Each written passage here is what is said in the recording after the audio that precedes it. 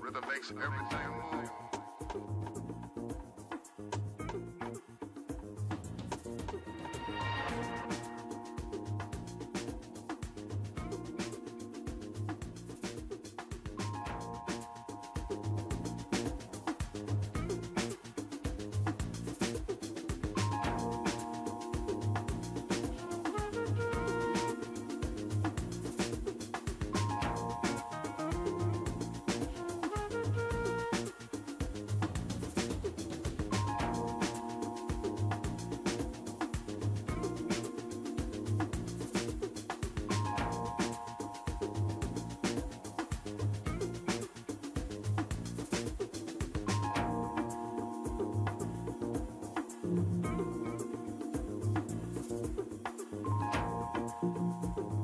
Pierre au débat citoyen.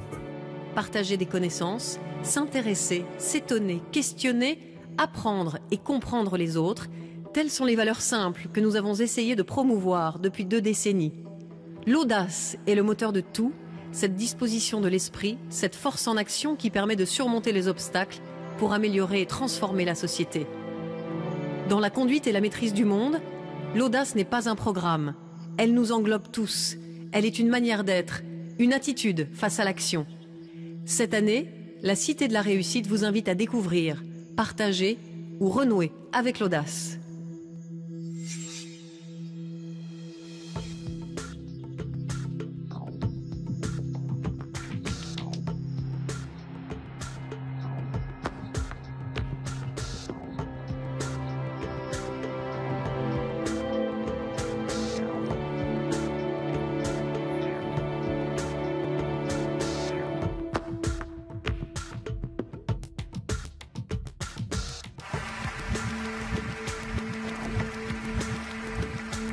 Et bâtir quelque chose ensemble. On est engagé parce que vivre, c'est choisir. Ça veut dire prendre des risques. La réussite ou le succès, c'est une succession d'échecs qu'on surmonte, qu'on contourne. Il faut apprendre à apprendre. J'ai un rêve d'élever l'humanité par la danse. Quelle est l'œuvre d'art qui a pu transformer les gens autant que, je ne sais pas quoi, les 35 heures ou la retraite? Si ce n'était plus la solution McDonald's qui triomphait. Manger la même chose, penser la même chose dans tous les domaines, ça c'est le contraire de la cohésion. Cette mondialisation est au contraire une grande source de diversité. Je crois aux intelligences collectives. On fait partie d'une unité qui s'appelle l'humanité. Je pense qu'on manque plutôt de tolérance, souvent. On peut respecter quelqu'un qu'on n'aime pas, on ne peut pas aimer quelqu'un qu'on ne respecte pas. La France doit comprendre qu'elle est multiple et que la différence est une chance. Chacun sait qu'il constitue un maillon et que si ce maillon faiblit, tout s'écroule. La lâcheté générale à l'égard de la responsabilité politique. Mais l'idée, c'est d'installer que les hommes politiques sont complètement déconnectés des réalités. Nous sommes entrés dans un nouveau siècle et déjà, il est en danger. L'expérience, c'est une lanterne qu'on a dans le dos et qui éclaire le chemin parcouru. La lutte contre l'incertitude, c'est ça notre destin. L'avenir va être absolument passionnant.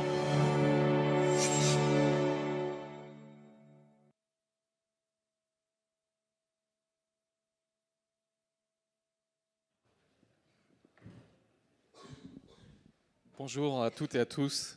Merci d'être ici pour ce débat sur un sujet important, le climat.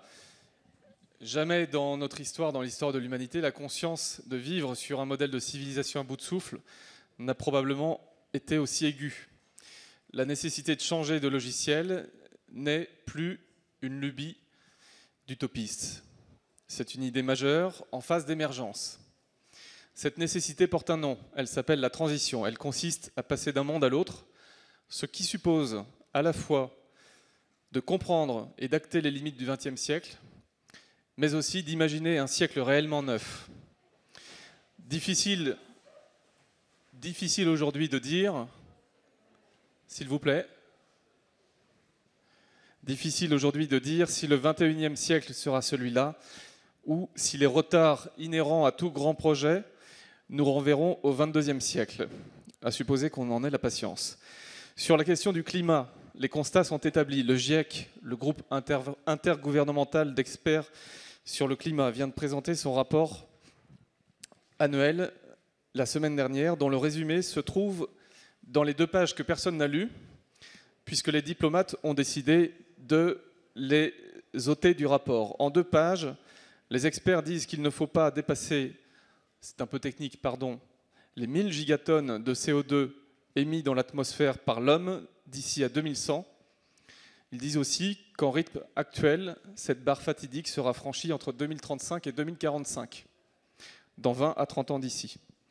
La question de l'énergie que nous proposons de soulever aujourd'hui est au cœur de la transition climatique et de ce changement de logiciel de civilisation.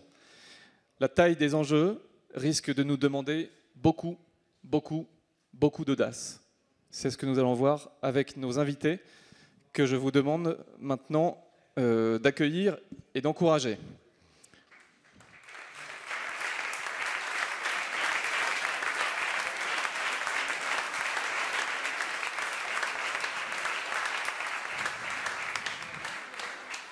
Hélène Valade est directrice du développement durable de Suez Environnement. Voilà, à ma droite. À sa droite, Brice Lalonde est conseiller spécial du Global Compact des Nations Unies. Et à ma gauche, François Moisan, directeur exécutif stratégie recherche internationale de l'ADEME. Alors merci d'être avec nous. On a le droit de s'asseoir. Voilà, c'est pas plus mal. Quelques petits mots sur l'organisation du débat. Nous avons au premier rang des étudiants qui ont préparé des questions et vers lesquelles nous nous tournerons dans un court instant pour écouter ces questions et y répondre bien sûr. Et puis ensuite nous irons vers la salle prendre vos questions pour interpeller directement les différents intervenants. Alors je vais commencer peut-être avec François Moisan, directeur exécutif de l'ADEME. Est-ce que vous pouvez nous expliquer, puisque c'est le sujet du débat, ce que signifie, en quelques mots, la transition énergétique? Kezako. Merci, bonjour à tous. Alors c'est un challenge, hein, en quelques mots, mais la transition énergétique, pour être concret, c'est réussir à ce que nos logements ne soient plus des passoires énergétiques comme elles le sont bien trop souvent. Donc d'avoir des bâtiments très bien isolés et sur lesquels un peu d'énergie renouvelable fera qu'ils deviendront à énergie positive, comme on dit.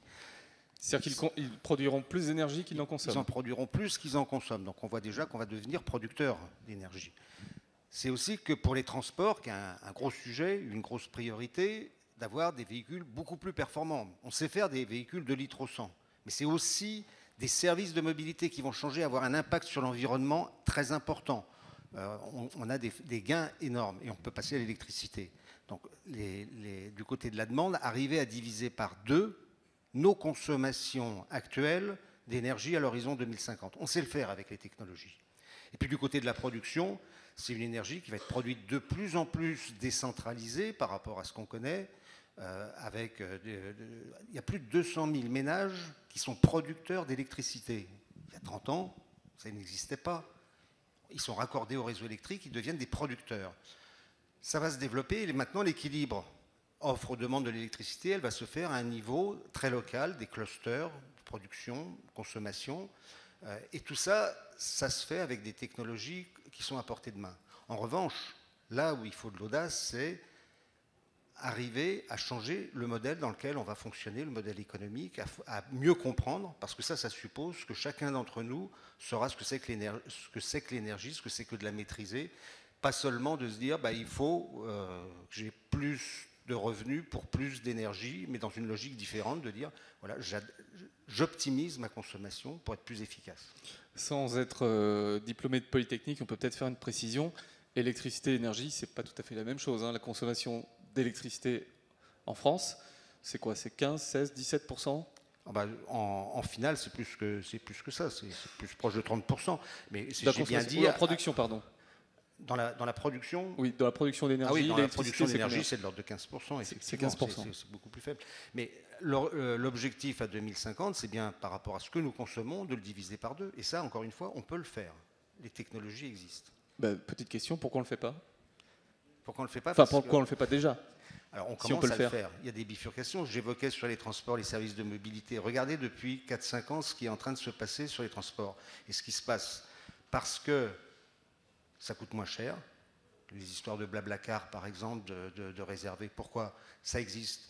Les autolibres qu'on voit ici. Et qu'est-ce qui a fait que ça peut... C'est la technologie, c'est ça. Ça n'existerait pas s'il n'y avait pas ce numérique qui est venu et qui donne des options nouvelles. Et effectivement, on voit que ça commence à exister, mais ce n'est pas encore massif, c'est émergent.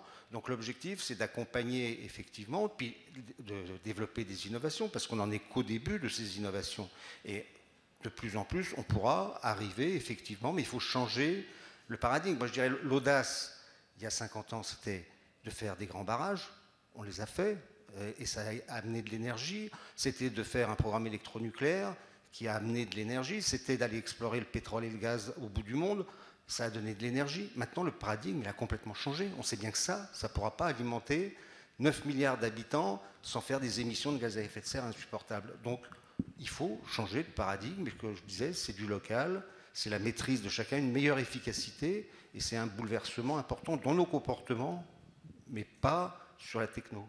Vous me tendez une perche à laquelle je ne peux pas résister. L'audace aujourd'hui, c'est de ne pas faire les barrages? Je dirais que l'audace, maintenant, c'est de faire autre chose. Ok. Alors, je me tourne vers Hélène Valade, directrice du développement durable de Suez Environnement. Petite précision, Suez Environnement, GDF Suez, c'est pas la même chose. C'est quoi la différence, pour ceux qui ne sauraient pas? La différence, c'est une différence d'activité. Suez Environnement s'occupe à 2 métiers principaux qui sont l'eau et les déchets. Donc la production, l'acheminement de l'eau et la collecte et le tri des déchets. GDF Suez est un acteur de l'énergie. Voilà. Le groupe Suez Environnement, c'est combien de salariés, dans combien de pays, pour qu'on se fasse une idée? Alors, Suez Environnement, c'est 80 000 personnes qui travaillent dans 70 pays. Donc, on a effectivement une présence assez forte dans un certain nombre de pays, notamment des pays d'ailleurs qui nous apprennent beaucoup sur le sujet de la lutte contre le réchauffement climatique, sur le sujet de la maîtrise des énergies, dont on parle pas souvent sur ce plan-là, mais qui sont assez fascinants. Je pense notamment à la Chine, qui s'est lancée dans un programme de mise en place de l'économie circulaire qui du coup commence à produire un certain nombre de résultats, même si, je vois mon voisin de droite dodeliner de la tête, elle reste extrêmement fortement émettrice bien sûr et un peu compliquée dans le jeu international. Pour autant, il y a un certain nombre de sujets qui sont en train de bouger en Chine. On est présent dans d'autres pays comme le Maroc, comme l'Europe, comme les États-Unis. Voilà. Vous citez la Chine, vous parliez d'économie circulaire. C'est peut-être pas un terme que tout le monde maîtrise. En quoi ça consiste, l'économie circulaire? Alors l'économie circulaire, je pense que c'est un sujet extrêmement audacieux et je suis ravie de pouvoir en parler 2 secondes. C'est au fond un nouveau modèle économique qui consiste à considérer que les déchets des uns peuvent devenir les produits d'entrée des autres. Donc ça enclenche des changements qui sont presque révolutionnaires, puisque ça incite à faire travailler les acteurs entre eux, les acteurs du privé avec les acteurs du public. Ça incite aussi à beaucoup d'innovation, ça incite à embarquer vers tous les sujets de recyclage, de valorisation des déchets au sens énergétique du terme également. Et à mon sens, c'est un des éléments essentiels de cette mise en place de la transition énergétique et de cette tentative d'atteindre des objectifs de lutte contre les gaz à effet de serre et contre le réchauffement climatique. Je pense que c'est ça la vraie audace. C'est pas simplement des technologies, comme le disait François, puisque l'innovation technologique, elle est là. Il y a un certain nombre de choses qui sont à disposition. La vraie audace, c'est celle de mettre ça en musique, si je puis dire, dans un modèle différent, dans un modèle en tout cas qui est climato-responsable, j'ai envie de dire, dans un modèle qui intègre le fait que structurellement, il faut qu'on prenne en compte les conséquences des activités des entreprises, des activités industrielles sur le climat. L'économie circulaire en est un moyen. Si on suit les conclusions régulières ou régulièrement répétées des scientifiques qui participent aux travaux du GIEC, l'un des enjeux, notamment pour les pays les plus riches, c'est de diviser par un facteur 4 leurs émissions de gaz à effet de serre entre 1990 et 2050 à peu près. De façon assez triviale, vous me reprendrez si je me trompe, ça signifie qu'il faut diviser à peu près par 4 la consommation d'énergie, ou en tout cas la transformer dans ce rapport-là aussi pour qu'elle soit moins émettrice de gaz à effet de serre. Pour une entreprise comme Suez Environnement, j'imagine bien que, comme pour tout le monde, c'est objectivement et mathématiquement un défi colossal. Est-ce que vous pensez aujourd'hui que vous avez vraiment enclenché la vitesse suffisante pour y arriver? Est-ce que c'est techniquement faisable? C'est un défi colossal et pardon, on revient tout de même d'assez loin là-dessus. C'est-à-dire que ce qui est dans l'imaginaire de tout le monde, en tout cas du point de vue des entreprises, c'est que justement les entreprises, elles sont des pollueuses ou elles sont des polluantes, ou en tout cas elles sont des responsables du réchauffement climatique. C'était ça il y a encore pas longtemps. Bon. Donc la première étape, ça a été... C'est encore vrai de certaines quand même. Ça l'est de moins en moins. En tout cas, ce qui est de moins en moins vrai, c'est que presque toutes sont en train de prendre la mesure de la nécessité d'agir pour réduire les conséquences du réchauffement climatique. Et donc on est passé au fond d'un scepticisme sur le sujet à une prise de conscience qu'il fallait se mettre en ordre de marche pour agir, et j'y reviendrai.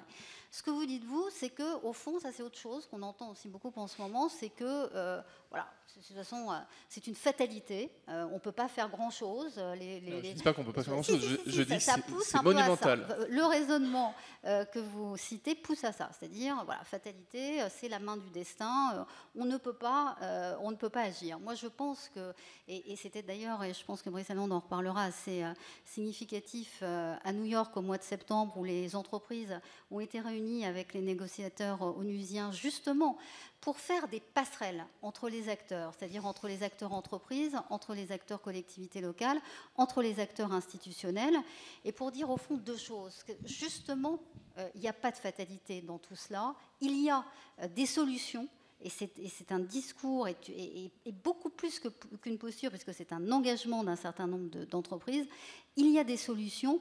Encore faut-il que ces solutions puissent s'exercer dans un cadre qui soit un tout petit peu plus clair que celui qui existe maintenant, et qui puisse aussi s'exercer ces solutions dans des règles du jeu qui sont différentes et probablement beaucoup plus partenariales. Quand on parlait d'économie circulaire tout à l'heure, c'est ça, c'est comment on fait sauter les silos, par exemple dans une ville, pour qu'il y ait, par exemple, de la récupération de chaleur à partir des eaux usées qu'il y a dans les canalisations là en dessous de vous. Voilà, comment on s'organise pour qu'on ne traite plus le sujet eau d'un côté, énergie de l'autre, et pour qu'on ait ce bon sens de dire, eh bien, les eaux usées, elles ont de la chaleur. Comment récupérer cette chaleur pour chauffer ce qui se passe à côté? Voilà, c'est ça. Donc non, il n'y a pas de fatalité. Il y a une prise de conscience des entreprises, il y a la mise en route, enfin, en ordre de marche, et l'audace, effectivement, pour trouver un modèle qui soit climato-responsable. Ça j'entends. Enfin, je me permets de... Je n'ai pas parlé de fatalité. Je dis juste que dans le rapport du GIEC, la mesure du défi proposé est, même pour ceux qui connaissent bien le sujet et qui voient toutes les initiatives authentiquement prometteuses se déployer, semble un peu himalayesque. Or, si on veut gravir l'Himalaya, je ne dis pas que c'est impossible, je dis juste il faut vraiment se préparer, y aller, et c'est plutôt sur cette mesure-là que je vous interrogeais. Il faut se préparer, y aller, c'est-à-dire y aller avec des solutions qui soient autant des solutions d'atténuation du réchauffement climatique en tant que tel. Donc ça va chercher du côté de l'efficacité énergétique et de la baisse des gaz à effet de serre. Et puis, c'est aussi des solutions d'adaptation. Il y a de l'innovation technologique qui permettra cette adaptation. Vous voyez, il y a un sujet dont on ne parle jamais, qui, moi, me préoccupe fortement, et qui renvoie à ce que vous dites, parce qu'au fond, c'est une autre chose qui peut paraître presque inatteignable. Ce sont, justement parce qu'elles ne sont pas portées politiquement, ce sont les conséquences du réchauffement climatique sur l'eau. Je ne sais pas si vous avez ça à l'esprit, mais c'est quelque chose dont on ne parle pas. Voilà. Donc encore une fois, une façon d'aborder le sujet de manière très silotée et de ne pas voir l'ensemble des conséquences que ça peut avoir. Alors quelles sont-elles justement ? Juste un chiffre, en 2030, 47% de la population mondiale vivra dans une région en stress hydrique. Voilà, c'est tout, mais c'est quelque chose qui fait quand même un peu froid dans le dos. Bon, alors on peut se dire, c'est monstrueux, et puis en même temps, il y a des vraies solutions pour essayer justement de répondre à ce type de situation. J'espère que j'aurai l'occasion d'en revenir tout à l'heure. On va y revenir. Alors Brice Lalonde, donc je l'ai dit, vous avez eu plusieurs casquettes, vous avez eu et vous avez encore, mais là on met en avant celle de conseiller spécial du Global Compact des Nations Unies. Qu'est-ce que c'est le Global Compact ? C'est 12 000 entreprises qui essayent d'aider les Nations Unies à atteindre leurs objectifs. D'accord. En gros, elles sont dans un mode volontaire. Qu'est-ce qu'elles proposent concrètement ? Qu'est-ce qu'elles essayent de faire, ces entreprises ? Il y a deux catégories. Il y a celles qui sont déjà des championnes, qui sont déjà très très actives. Alors, je ne sais pas si je dois donner des noms, mais enfin, il y en a par exemple qui sont en train de construire des éoliennes pour avoir leur source d'énergie renouvelable. Il y en a d'autres qui sont en train de veiller partout à serrer les boulons pour éviter les fuites d'énergie dans les bâtiments. Il y en a qui sont en train de mettre un prix au carbone en disant bon, ben moi je fais comme s'il y avait un prix au carbone parce qu'il va bien falloir qu'il y en ait un jour. Et tous mes investissements, je les regarde en fonction de ce prix, etc. etc. Donc il y a énormément de propositions, d'activités. Et ce que font ces entreprises, c'est que maintenant elles disent au gouvernement écoutez les gouvernements, vous êtes sérieux ou pas ? Parce que si vous voulez vraiment qu'on lutte contre le changement climatique, et il est temps de le faire, alors prenez des mesures. Parce que pour l'instant, ce qui est assez frappant, notamment avec les multinationales, c'est qu'elles sont beaucoup plus responsables que les gouvernements. Ça m'a beaucoup frappé. Pourquoi ? Parce que le problème est mondial. Ce n'est pas un problème franco-français, c'est un problème mondial. Et il est temps d'avoir une politique mondiale. On n'a pas de politique mondiale. Il faut. Parce que la question du climat est une question tellement grave que seule une politique mondiale peut y répondre. Et donc il faut que nos chefs d'État prennent ça à bras-le-corps. Ce n'est pas une question uniquement de ministre, c'est une question de chef d'État et de politique mondiale. Et la seconde, on en a parlé ici, Hélène en a parlé, François en a parlé, c'est qu'il faut verdir l'économie, il faut arrêter de détruire la nature, il faut maintenant vivre avec la nature et donc produire, consommer complètement différemment. Ça commence, c'est un peu lent, mais il faut le faire. Et le changement climatique, chers amis, malheureusement, c'est cataclysmique. C'est cataclysmique, ok ? Et donc c'est ce qu'il y a de plus grave. C'est bien plus grave qu'Ebola, c'est bien plus grave que le djihad, c'est épouvantable. Voilà. C'est épouvantable et personne ne s'en rend bien compte. Pourquoi ? Parce que la molécule de gaz carbonique, quand vous brûlez des combustibles fossiles, elle reste dans l'atmosphère à peu près 1 millier d'années. Et donc même si vous réduisez complètement les émissions de gaz à effet de serre, si vous passez à zéro, la quantité de gaz carbonique présente déjà dans l'atmosphère, cumulée depuis 1750, continuera à échauffer les océans, continuera à faire monter l'eau. Voilà. Et donc, l'océan va continuer à monter. Et donc, c'est quasiment assuré que si ça continue comme ça et qu'on ne prend pas les mesures, on risque d'avoir des guerres, parce que si l'océan monte, ça veut dire que les gens vont se déplacer, ça veut dire qu'ils vont courir à droite à gauche, ils n'auront pas d'eau ou ils auront des inondations. Et donc, les choses vont aller très mal. Donc, voilà. Donc, c'est vraiment une question extrêmement urgente. Et il faut pousser nos gouvernements parce qu'ils ne font pas assez, en dépit de ce qu'ils disent. Vous avez eu des responsabilités politiques. Vous me disiez tout à l'heure que la première conférence que vous avez donnée sur le changement climatique, c'était en 1986. Et que j'imagine, à l'époque, vos collègues vous prêtaient une oreille plus que distraite. Vous avez, de 2007 à 2011, je relis mes petites antisèches, été ambassadeur chargé des négociations internationales sur le changement climatique pour la France, ce qui signifie que vous avez vécu notamment l'épisode Copenhague en 2009, dans lequel l'humanité, une partie de l'humanité, avait mis un espoir colossal, peut-être beaucoup trop, et qui a fini, en tout cas sur le plan diplomatique, parce que probablement que sur le plan de la société civile et de la prise de conscience, c'était une vraie réussite. Enfin, il s'est passé quelque chose. Mais sur le plan diplomatique, ça a semblé un échec total. Et aujourd'hui, Obama va quitter la présidence des États-Unis, enfin dans 2 ans. Mais on voit que même dans le rang des démocrates, les sénateurs qui sont élus dans le Kentucky s'opposent encore à la prise en compte de ces sujets-là. Mais comment va-t-on y arriver avec les politiques? Comment va-t-on faire? Ou alors faut-il les laisser de côté et puis y aller nous, et ils nous rejoindront? D'abord, à Copenhague, ce n'était pas un échec. Alors, je vais vous surprendre. C'était parti pour être un échec total. Ça ne marchait plus. Les Danois avaient été extrêmement maladroits, mettons. Et ils ont invité les chefs d'État. Dans leur esprit, c'était le dernier jour, on va prendre une photo des chefs d'État avec la reine et on va signer cet accord magnifique. Ils vont être tous là pour célébrer. Et quand les chefs d'État sont arrivés, il n'y avait rien, c'était la catastrophe. Et donc les chefs d'État, je me souviens très bien, il y avait Lula, il y avait Sarkozy, il y avait Obama, il y avait Bongo, enfin certainement. Tous ces chefs d'État ont décidé de négocier 24 heures, la nuit entière, dans une petite salle pourrie au premier étage. Il n'y avait même pas de traducteur. Ils se sont mis, ils ont bossé, ils ont transpiré, ils ont négocié. Une journée entière ensuite, donc une nuit et une journée. Des chefs d'État, jamais on a vu ça. Et ils ont sorti un accord, l'accord de Copenhague, avec 2 degrés Celsius et un certain nombre de mesures dont je ne veux pas en parler. Cet accord a été une avancée remarquable. Le lendemain, règle des Nations Unies, 190 pays, chaque pays a une voix, y compris les tout petits États, machin, truc, chose. Ils n'étaient pas contents, il y a 5 ou 6 États qui n'étaient pas contents parce qu'ils n'avaient pas été dans la salle avec les chefs d'État. Alors ils ont dit, ah non, non, nous on n'est pas d'accord. Alors donc il a fallu attendre 1 an pour adopter l'accord de Copenhague. Néanmoins, il a été adopté. Et si je vous dis ça, c'est très important, la leçon que j'en ai tirée. La leçon que j'en ai tirée, c'est que les chefs d'État sont les seuls capables d'aller au-delà des intérêts égoïstes de leur pays. C'est les seuls. On les a élus pour ça. Pour être un chef d'État, pour s'occuper aussi de la planète et pas simplement de leurs électeurs ou de la prochaine élection. Donc les chefs d'État sont capables de le faire. Le problème, c'est qu'ils ne sont pas invités ce coup-ci. Ce coup-ci? Ce coup-ci à Paris ou l'année prochaine ou tout ça. Parce ça, c'est pas, je ne sais pas si c'est un scoop, mais c'est intéressant ce que vous dites. Oui, c'est très intéressant ce que je dis, donc je répète. On a besoin... C'est un peu flippant aussi. Écoutez.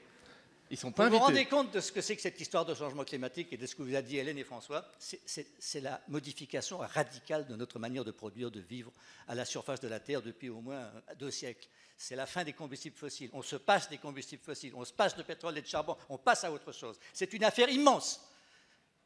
Et qui c'est qui négocie? Les ministres de l'Environnement et les ministres des Affaires étrangères. Et où sont les ministres de l'Économie? Où sont les chefs d'État? C'est une affaire de chefs d'État. C'est une affaire trop importante. Vous savez, c'est ce que disait Clémenceau, hein. Il disait, sur la guerre. Bon, eh ben, l'écologie est une chose trop sérieuse pour être laissée aux écologistes, les chefs d'État. Mais est-ce que vous êtes en train de nous annoncer l'échec de la COP 21?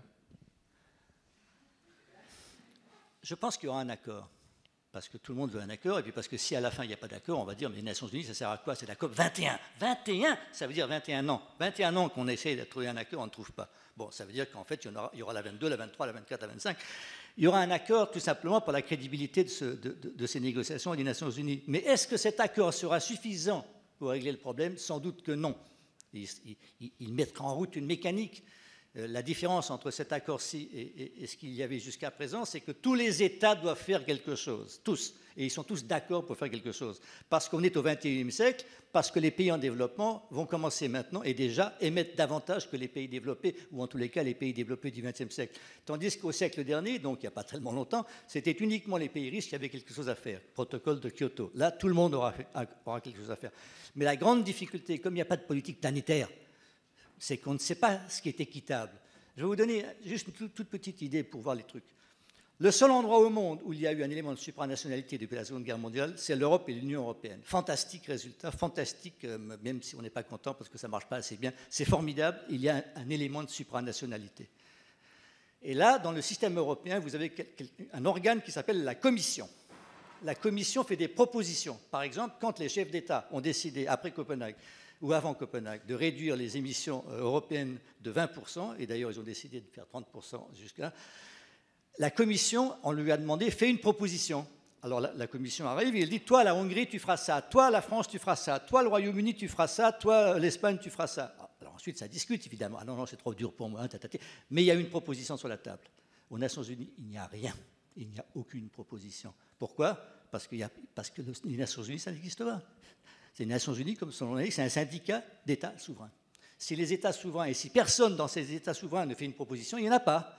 Et donc, depuis 21 ans, 190 États se réunissent et discutent, et chaque négociateur a un mandat. Tu ne lâches rien, surtout.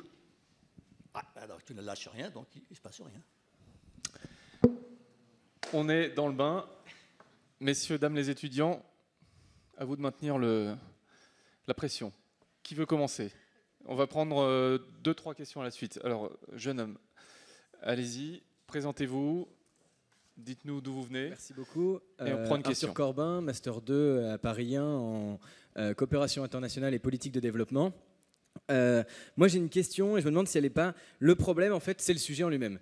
Parce qu'on parle de la transition énergétique, mais le problème, c'est que toutes les négociations liées à la transition énergétique, c'est des experts. C'est vraiment des experts avec du vocabulaire compliqué. Vous parlez de molécules, on parle du GIEC. Moi, je me dis que le gros problème, c'est qu'en fait, le public français, le grand public français, n'a aucune idée de toutes ces négociations. Et que si le grand public français était averti par rapport à cette lutte contre le réchauffement climatique, par rapport à ces différentes luttes à évoquer, il y aurait peut-être une plus grande force française et que peut-être la coopération 21 qui va avoir lieu à Paris aurait peut-être une chance d'aboutir à un accord qui serait concret et qui serait favorable. Mais là, en gros, porté par le seul président de la République, comme vous le dites, je pense qu'il n'y a aucun avenir si le grand public ne soutient pas.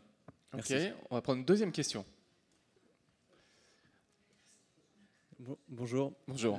Je m'appelle Arnaud Ving, je suis étudiant en création industrielle dans une école qui s'appelle l'ENSI Les Ateliers à Paris. Et alors moi je vais rebondir sur des choses que vous avez dites jusqu'à présent. Vous parliez de lutte, de peur, de fatalité, de catastrophe, de catastrophisme. Donc plein de choses qui peuvent faire peur, surtout quand on ne connaît pas forcément pour le grand public tout ce qui se passe concrètement, puisque c'est beaucoup de choses qui sont discutées par des scientifiques, par des hommes politiques.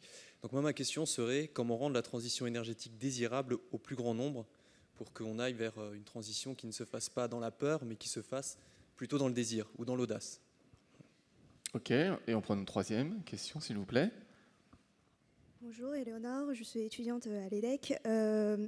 Alors, je suis d'accord avec ce que viennent de dire mes deux camarades sur l'adhésion du plus grand nombre, mais est-ce que vous ne pensez pas que les lobbies ont une influence un peu plus importante sur les chefs d'État et que quand on dit que c'est aux chefs d'État de prendre des décisions pour que des politiques internationales puissent avoir lieu, enfin puissent être appliquées, est-ce que vous ne pensez pas que c'est demander un peu plus que de l'audace aux chefs d'État? Est-ce que vous pensez que c'est réaliste? Très bien. Alors, c'est le premier tour de questions. On reviendra à vous tout à l'heure. Qui veut commencer? Hélène, hop.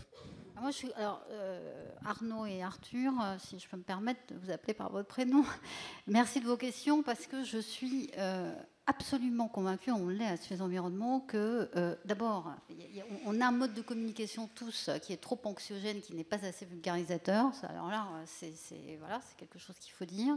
Et pour autant, et on n'en parle pas assez, mais vous le voyez, les conséquences du réchauffement climatique, c'est visible.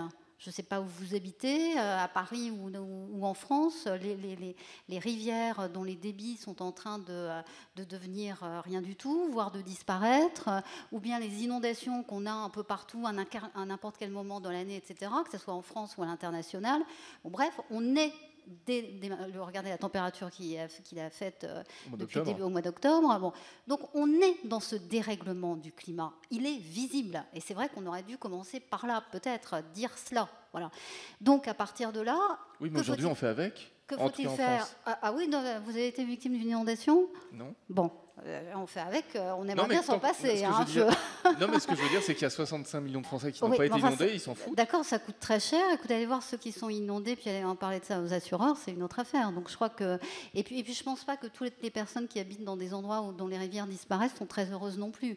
Enfin, je veux dire vraiment que... non, ce n'est pas quelque chose, à mon sens, auquel on s'habitue. Donc vulgarisation de cela et rendre les choses tangibles, je suis absolument d'accord. Et du coup, ça veut dire que c'est effectivement tout cela une affaire d'évolution des comportements. Donc ça pose la question de la responsabilité d'acteurs, que ce soit des acteurs politiques, mais aussi des acteurs entreprises, pour au fond faciliter ce changement de comportement, favoriser des comportements qui sont plus économes en eau, favoriser des comportements qui sont plus économes en énergie, en électricité. Et je reviens à l'économie circulaire, pardon, je ne veux pas du tout que ça soit une obsession, mais en tout cas ça, c'est quelque chose qui peut être enthousiasmant dans une ville. Par exemple, faire en sorte que les déchets soient triés, recyclés, valoriser énergétiquement et que l'habitant soit incentivé pour faire cela.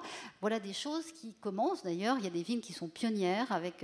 On travaille sur l'environnement avec un certain nombre de villes pour mettre en place ce type d'expérimentation. Et le fait d'embarquer la population est extrêmement... est un levier d'action remarquable. Et qu'on crée des emplois avec ça. Et absolument. Puis l'autre chose, c'est effectivement que ça a un impact... alors là, c'est toute la dimension un peu environnementale de ces métiers et de leur inscription dans cette économie circulaire a des impacts positifs sur l'emploi. Vous-même, dans votre génération, enfin il me semble en tout cas, vous commencez à regarder ces sujets très sérieusement. Vous les avez presque intégrés dans vos comportements. C'est-à-dire vous ne vivez pas, vous avez des modes de vie qui sont littéralement différents des miens, par exemple, à votre âge, sauf que vous ne les conceptualisez plus comme ça. Mais voilà, comportement et comment remettre un peu comment rendre ça audacieux et un peu plus désirable, je trouve qu'effectivement c'est une vraie voie de changement. François Moisan. Merci, oui, je voulais revenir sur ces deux premières questions. C'est une affaire d'experts. C'est vrai que l'énergie, le changement climatique, vous avez évoqué des affaires de molécules, il y a des kilowattheures, etc. C'est vrai que c'est compliqué. C'est vrai que c'est compliqué, et je crois que, alors je suis tout à fait d'accord avec ce qu'a dit Hélène, mais je crois aussi qu'il va falloir que nous évoluions, que nous comprenions ce que ça veut dire que notre consommation d'énergie. En anglais, il y a un terme dont je n'ai jamais trouvé la traduction en français, c'est empowerment, de se redonner du pouvoir, de la maîtrise sur la consommation d'énergie. Dans la salle, je ne sais pas qui a essayé d'évaluer, j'ai un logement, je consomme de l'énergie pour me chauffer, pour m'éclairer, etc. Qu'est-ce qu'il faudrait que je fasse? Qu'est-ce que je peux faire? Combien ça me coûterait pour moins consommer, par exemple? Posons la question. Qui? Non mais honnêtement, non mais c'est un calcul qui est compliqué. C'est pas simple. Eh ben, qui l'a fait? C'est pas simple. Il faut. Voilà, il y a quelques personnes qui l'ont. Voilà, il y en a quand même. Vous voyez, ça bouge, ça change. C'est quelque chose qui est quand même compliqué. Ça, c'est un peu l'empowerment, c'est dire, voilà, je consomme ça et je peux faire autre chose. Je prends un autre exemple. En Allemagne, ça se développe beaucoup. En France, ça commence seulement. Des coopératives d'investisseurs de production d'énergie renouvelable. Il y a des gens qui se mettent ensemble et puis qui disent, voilà, après tout, moi, je peux investir. Pour moi, c'est plus intéressant quelque part. Alors c'est pas qu'un calcul financier là, mais c'est intéressant de me grouper avec des voisins par exemple, et puis on va investir sur une coopérative de production d'énergie. Bon, ça pourrait être autre chose que de l'énergie, vous me direz, mais vous voyez, ça c'est quand même, ça nécessite effectivement de cet empowerment à développer, ça c'est nécessaire. Alors sur l'angoisse, c'est rendre le pouvoir à la société civile, qu'elle s'organise, et à chacun, s'autonomise. Je dirais, oui, voilà, mais c'est aussi au niveau individuel et dans un collectif, les deux. Sur l'angoisse, c'est vrai que quand on dit, nous à l'ADEME, on a donc porté une vision divisée par 2 la consommation d'énergie à 2050 pour arriver au facteur 4 qu'on évoquait. Quand on dit ça, évidemment qu'il y a beaucoup de personnes qui disent, vous ne vous rendez pas compte, divisé par 2, on va retourner à la bougie, ça va être... Tout à l'heure, je vous donnais des exemples, comme quoi c'est avec ces exemples-là qu'on fait le 2050 divisé par 2 la conso d'énergie. Donc c'est pas impossible. Mais alors, c'est quand même des trucs d'experts quand on l'explique. Donc nous, ce qu'on a essayé de faire, on a essayé de prendre 8 familles françaises, et puis on s'est dit, voilà, 8 familles qui vivent en 2050, comment elles vivront selon cette vision. Et on l'a décrit, alors on a un document qui est téléchargeable sur notre site où on explique, voilà, on a pris 8 familles qui étaient très différentes, des ruraux, des périurbains, des niveaux de vie différents, parce qu'il y aura encore des niveaux de vie certainement différents, et puis d'expliquer que c'est assez proche de nos modes de vie quand même, mais avec effectivement plus de services, etc. Juste un dernier truc sur les lobbies. Oui, allez-y. Parce que pour le chef d'État... Oui, on a zappé la troisième question, mais elle est là. Bien sûr qu'il y a des lobbies, mais moi je pense que la plus grosse difficulté pour les politiques, c'est aussi les citoyens, les électeurs. Quand on voit actuellement la difficulté d'avoir des consensus ou même des compromis sur les grands choix, je pense à beaucoup d'événements qui se sont passés, certains portiques qu'on peut évoquer, etc., et trouver des compromis, c'est très très difficile. Et là, c'est pas vraiment une question de lobby, c'est une question les électeurs. Est-ce que les citoyens sont prêts ? Est-ce que les citoyens vont aller de l'avant ? Et alors bien sûr qu'il y a des lobbies partout, bien sûr, mais je pense qu'aussi c'est la responsabilité du politique par rapport à son mandat électoral de 5 ans en général. Mais donc il y a bien quand même une question du courage aussi. Exactement, du courage, mais actuellement, quand on regarde effectivement, quand on voit ce qui se passe, c'est que ça devient très très compliqué s'il n'y a pas des lieux de concertation, de compromis, et ces lieux, il faut qu'ils soient d'abord au niveau local. Après, on peut les faire, mais je pense qu'il faut qu'il y ait des exemples au niveau local pour montrer que c'est possible, qu'après, que collectivement, au niveau d'une nation, on peut trouver ces compromis. Vous citez tous, d'une certaine façon, on lit dans la presse des exemples de... Là, vous parliez de ces coopératives de citoyens qui, sur un territoire, participent à la construction, ou en tout cas au financement d'un parc éolien ou photovoltaïque, peu importe, dont ils vont d'une certaine façon consommer l'énergie produite, ce qui leur permet de donner du sens à leur investissement, de fixer de l'emploi sur le territoire et de surveiller un peu mieux leur consommation. Bon, toutes ces initiatives, on parle beaucoup de l'île d'El Hierro aussi, je crois, aux Canaries, qui est devenue une île autonome en termes d'énergie. Pourquoi est-ce qu'on n'arrive pas, si on veut être positif et dans l'audace, dans un programme politique, national ou européen, à faire remonter ces initiatives-là qui peut-être à petite échelle et sans doute avec des limites, on n'arrive pas à les faire remonter dans l'agenda politique et médiatique comme des pistes de solutions. Hélène, Brice, pourquoi ça ne ressort pas? Ou pas assez? Alors d'abord, est-ce que les journalistes en parlent assez? Il y en a qui essayent.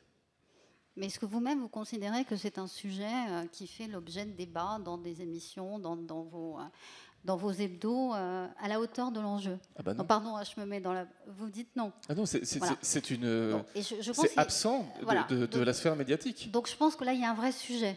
Il y a un sujet de relais d'opinion qui ne s'est pas approprié cet enjeu. Voilà, donc on pourrait peut-être imaginer un certain nombre de solutions pour cela.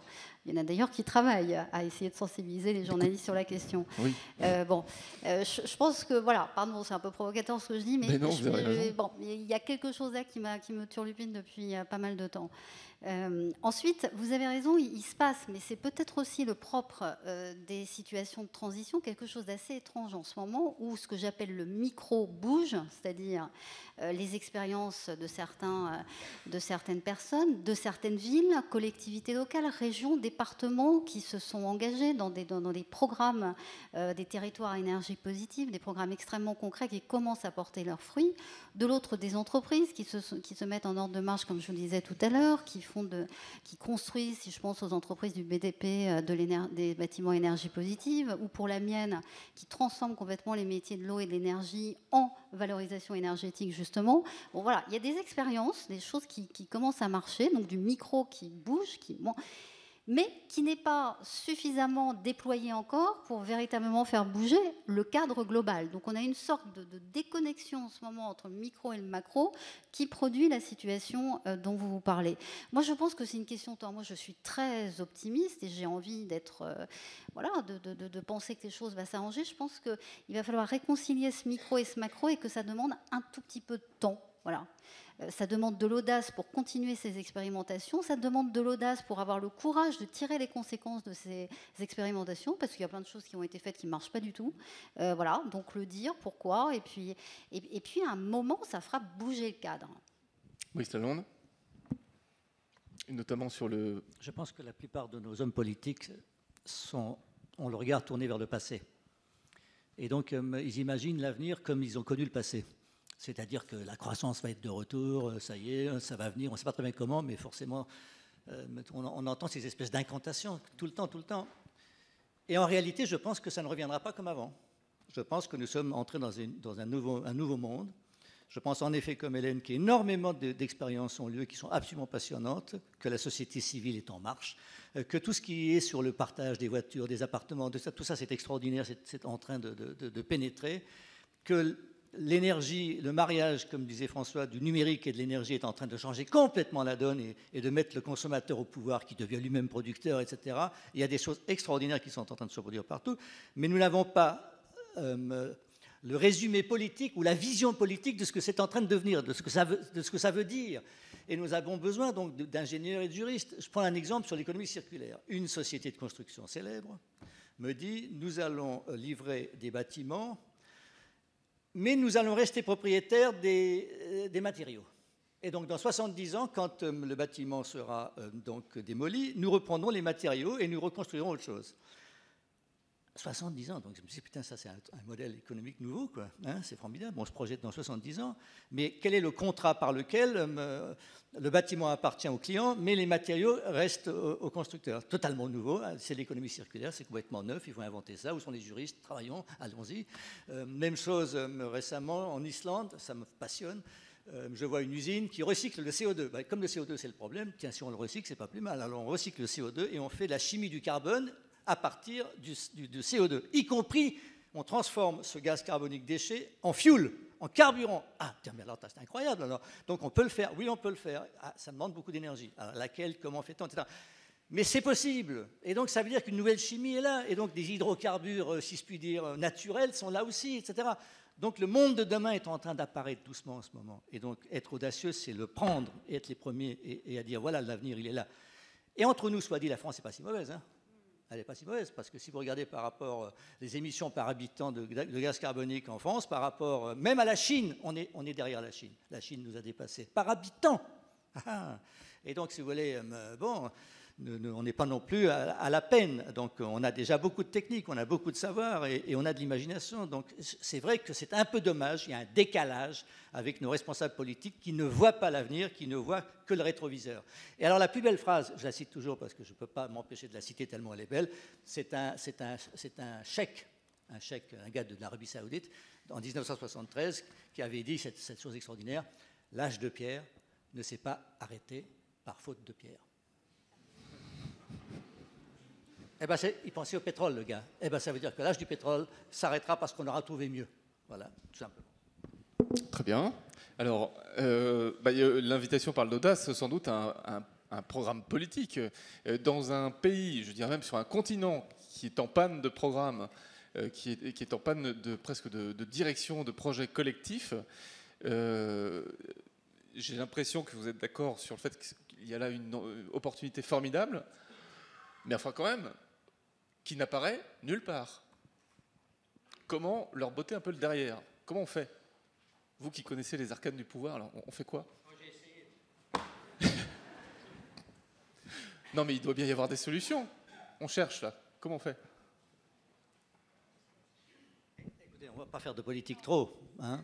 Non, mais au sens noble du terme. Simplement, si vous voulez, je pense qu'en France, pendant très longtemps, il y a eu toute une tendance de l'opinion et des forces politiques à ne pas aimer les entreprises. Or, si vous voulez changer le mode de consommation et de production, le faire sans les entreprises, entre nous soit dit, bravo, c'est pas possible. Et donc, on a besoin des entreprises, de travailler avec elles, de les comprendre, de les aimer, etc. Et c'est avec elles, manifestement, qu'il faut, et les universités, qu'il faut proposer des choses nouvelles. Et les universités en France n'ont pas l'habitude de travailler avec les entreprises, et donc il faut apprendre ça, et il faut le faire davantage. Bon, maintenant, c'est aux jeunes de le faire, qu'est-ce que vous voulez que je vous dise, moi? Mais il faut que vous fassiez une alliance des universités. Je veux dire, il faut retrouver cet élan où les jeunes poussent un tout petit peu et veulent créer l'avenir. les hommes politiques, qu'est-ce que vous voulez, ils sont sensibles à ce que les électeurs disent ou font. Et en ce moment, il y a une espèce de déprime générale qu'il faut absolument briser. Ok. Alors, vous parlez des jeunes, là. On revient au panel étudiant. On prend 3 questions. On vous écoute. William Kadouri, je suis doctorante à Paris 1 sur la thématique de la RSE. Et je reviens sur le point sur les États. Il est maintenant évident que pour décarboniser l'économie en Europe, il va falloir faire appel à des solutions audacieuses et innovantes. Croyez-vous que les États, en cette conjoncture économique actuelle, vont pouvoir concilier développement économique et industriel, environnement et audace? Est-ce qu'on a les pouvoirs et est-ce que c'est la priorité pour les États? Merci. Bonjour, Oriane Barthélémy, étudiante à AgroParisTech. J'aurais une question plutôt pour Monsieur Moisan. On parle de précarité énergétique. Comment la transition énergétique va pouvoir faire baisser les coûts pour les ménages?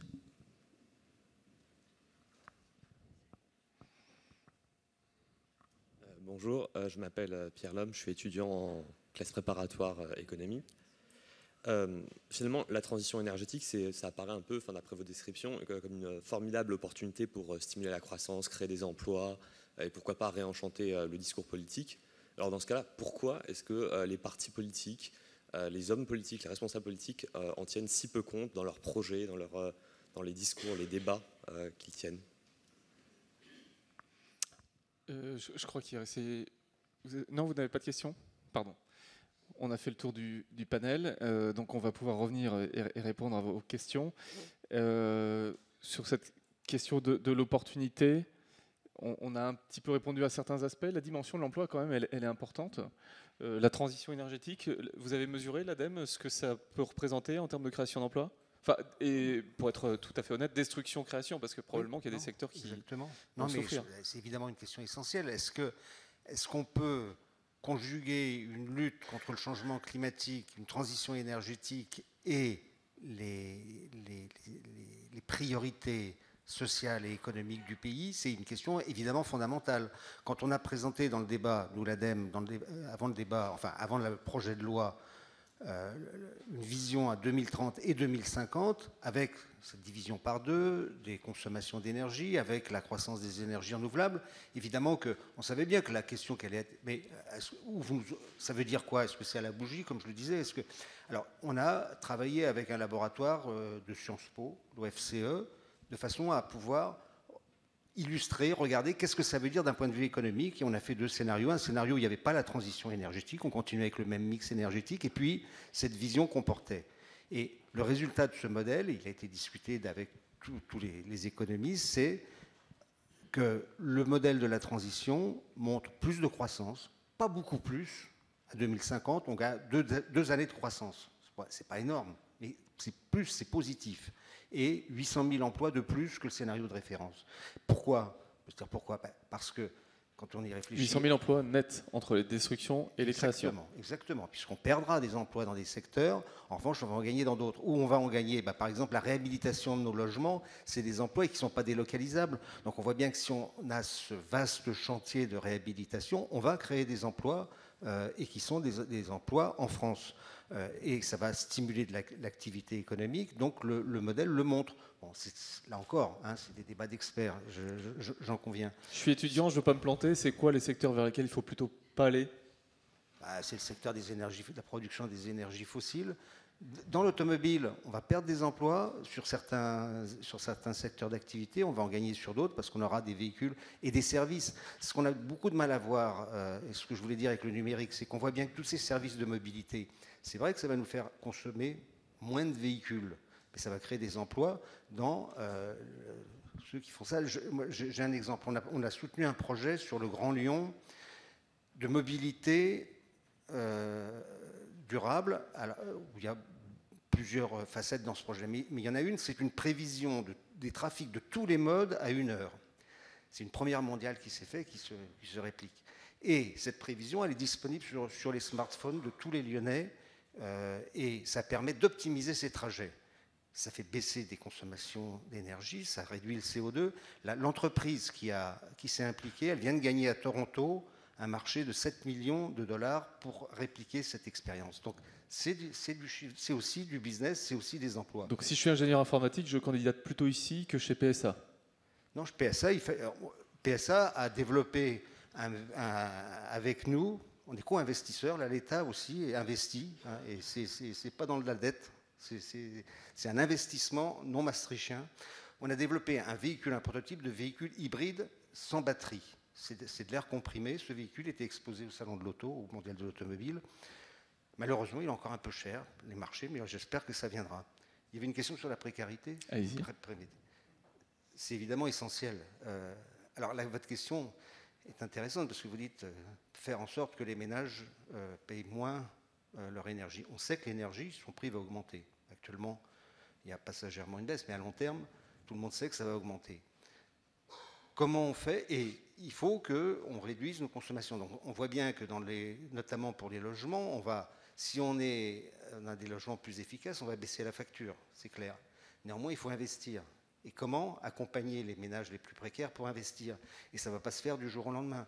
Et c'est vrai que cette hausse, donc il faut conjuguer les deux, d'où cette idée dans le projet de loi d'un chèque énergie pour les ménages les plus vulnérables, mais que ce chèque il puisse servir certes à payer la facture si l'énergie est trop chère, mais qu'il puisse surtout servir peut-être à acheter des matériels plus performants que ce qu'ils ont.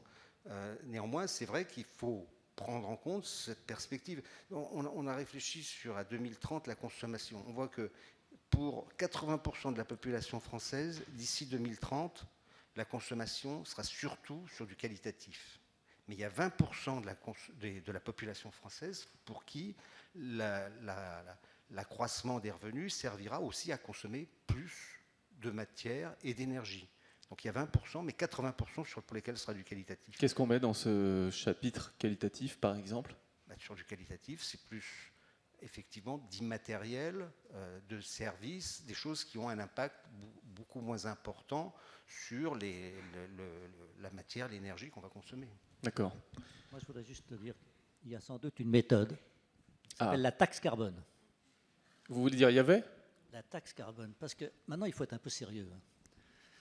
Envoyer du gaz carbonique dans l'atmosphère, c'est envoyer un déchet dans l'atmosphère gratuitement. Vous êtes en train de foutre en l'air la planète et on ne vous dit rien. Donc, il faut une pénalité quand on envoie un déchet. Après tout, quand on fout du papier gras par terre, on peut avoir une amende. On doit avoir la même chose pour le CO2. Toutes les entreprises qui sont sérieuses veulent un prix du carbone. Si vous mettez une taxe, un prix, une pénalité en l'envoi de carbone dans l'atmosphère, vous allez évidemment rendre plus compétitives toutes les autres sources d'énergie, bien entendu. Donc déjà, c'est bien. Et vous allez faire en sorte que les gens économisent l'énergie pour ne pas la gaspiller, parce que ça coûte cher à chaque fois qu'on envoie du CO2 pendant la transition, pendant laquelle on aura encore à faire de l'énergie fossile. Mais cette taxe CO2, elle va rapporter de l'argent. Alors, pourquoi est-ce qu'on ne va pas aider les pauvres avec ? Et donc, le recyclage de la taxe carbone et la réaffectation d'une taxe carbone pour aider ceux qui sont en difficulté, c'est vraisemblablement la meilleure solution. Là, il y a la contribution climat-énergie. Il y a eu la taxe carbone appelée comme ça. Maintenant, ça s'appelle la contribution climat-énergie. C'est à peu près le même schéma. Ça rapporte combien aujourd'hui ? Vous savez, d'abord, c'est plus compliqué parce qu'en France, on a la TIPP. Donc, donc si vous voulez... Sur les carburants. Oui, verdir la fiscalité, parce que c'est ce qu'il faut faire. C'est un programme de gouvernement où on change complètement le système fiscal. Ce n'est pas telle taxe ou telle taxe, après on s'engueule et ça fait des manifs et tout, et on n'y arrive pas. Bon, donc c'est toute une histoire compliquée, mais il faut le faire absolument. Et on raconte cette histoire célèbre où je ne sais quel chef d'État français est allé se plaindre en Arabie Saoudite en disant « Vous avez augmenté le prix du pétrole, je ne vais jamais y arriver, c'est beaucoup trop cher, vous ne pouvez pas le baisser ». Et le roi a répondu « Très bien, je vous le fais gratuit, mais vous me filez les taxes ». Je voudrais rebondir sur la question de mademoiselle. Au fond, ce que vous nous dites, c'est on y arrivera encore moins parce qu'on est en période de crise économique. Comment aller dans une décarbonation de l'économie alors que tout va mal. Nous, on pense au contraire que c'est une possible sortie de crise que d'aller dans ce sens-là. Mais ça nécessite, et c'est bien pour ça que vous posez toutes ces questions, de faire une révolution, mais pas une révolution qui soit un grand soir du réchauffement climatique, une révolution qui soit la révolution des petits pas, mais une révolution quand même. Je voudrais juste vous donner un exemple qui ne concerne pas exactement le sujet, mais qui vous rend tangible le fait qu'on est bien dans l'ordre de la transformation totale de nos modèles classiques qui sont dans nos têtes, à tous, même à l'évidence dans votre génération. Bon. Suez Environnement, par exemple, s'occupe de l'eau. Bon. L'eau, jusqu'à maintenant, il s'agissait de vendre des volumes d'eau. Donc, un modèle quantitatif de rémunération de l'eau. Alors qu'en même temps, on se dit, le vrai sujet sur l'eau, c'est la protection des ressources en eau. Bon. Comment on fait pour réconcilier ces deux enjeux et se dire, au fond, il faut qu'on incite nos clients, nos consommateurs à faire des économies d'eau, complètement contre-intuitif par rapport à une entreprise dont le modèle était de vendre de l'eau, première chose. Et puis deuxième chose, il faut que le modèle économique repose non plus sur du volume, mais sur de la performance environnementale. C'est-à-dire que je vais vous rémunérer, Madame Suez Environnement, si avec votre solution, vous avez moins émis de gaz à effet de serre, vous avez fait attention à la biodiversité, vous avez fait attention à la ressource que vous avez utilisée. Vous vous rendez bien compte que c'est une chose qui relève d'abord d'une transformation culturelle immense, immense. Donc évidemment, il y a tous les freins économiques dont on a parlé, il y a plus d'ailleurs de freins technologiques, mais il y a les freins économiques et politiques, et il y a ces freins culturels. Il ne faut pas qu'on les néglige. C'est pour ça qu'il faut qu'on les traite.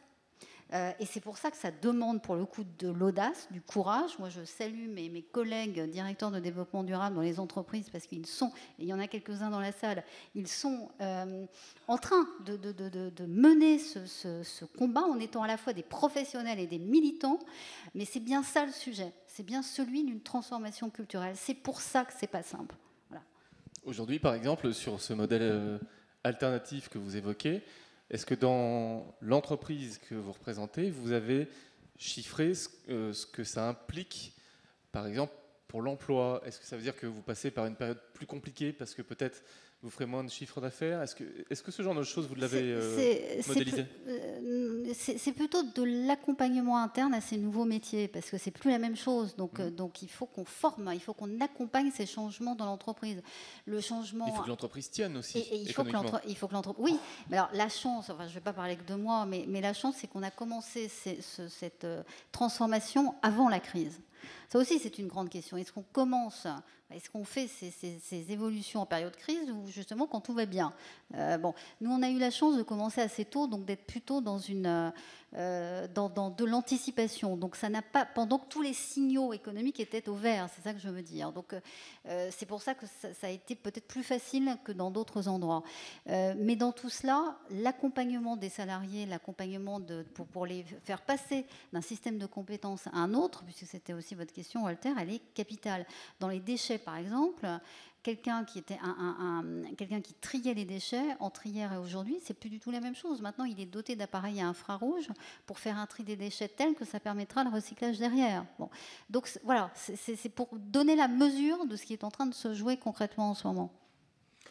Il y avait une question sur sur les opportunités, on l'a un peu traité, mais sur la baisse des coûts pour les ménages aussi. Est-ce que la transition énergétique peut être une source de baisse des coûts pour les ménages à terme, on imagine, parce qu'à court terme? Un point là-dessus, effectivement, pour les ménages, alors il y a deux grands postes de consommation d'énergie, c'est dans le bâtiment, pour se chauffer, s'éclairer, etc. Et puis pour se déplacer. C'est les deux principaux coûts pour les ménages. Pour tout ce qui est des déplacements, il y a on a des équipements dont la durée de vie est de l'ordre de une dizaine d'années. Disons des véhicules. On peut changer de véhicule, on peut s'adapter, il y a des nouveaux services comme je l'évoquais. Et là, effectivement, il peut y avoir une transition progressive avec des véhicules de plus en plus performants à des coûts qu'on arrive à faire baisser. Sur le bâtiment, là, on est quand même sur un stock de bâtiments. En gros, les 2/3 des bâtiments qui seront présents en 2050 existent déjà. Donc, ce n'est pas du neuf, il faut réhabiliter des bâtiments. Et donc, il y a un investissement à faire de la part des ménages sur ce bâti. Alors dans le logement social, il y a des instruments qui existent pour la réhabilitation. Pour les ménages, il y a un certain nombre de dispositifs qui existent, mais effectivement, on se trouve dans une situation, si tout va bien, où le ménage investit, donc il a une dette, et il doit rembourser effectivement les emprunts, et sa facture va baisser. Donc effectivement, l'équilibre, c'est de regarder dans quelles conditions il est possible que ce remboursement soit inférieur à la réduction de facture qu'il a obtenue. Et on le voit que globalement, sur une période de 40 ans, effectivement, ce revenu ce revenu supplémentaire par cette différence de remboursement va s'accroître. Cela dit, au départ, effectivement, c'est du très long terme.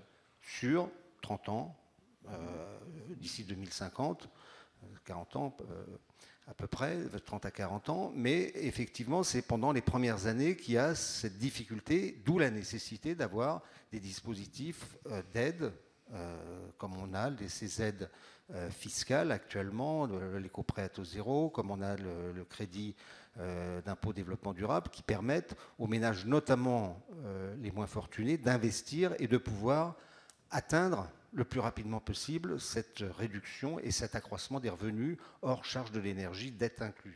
D'accord. Je peux ajouter quelque chose. Mais je vous en prie.